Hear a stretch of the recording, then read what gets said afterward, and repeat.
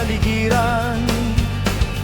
Kay dumi na ng hangin, pati na ang mga ilog natin. Hindi na masama ang pag-unlad at malayo-layo na rin ang ating narating. Ngunit masdan mo ang tubig sa dagat, dati kulay asul, ngayon naging itim. Ang mga duming ating ikinalat sa hangin, sa langit, wag na nating paabutin.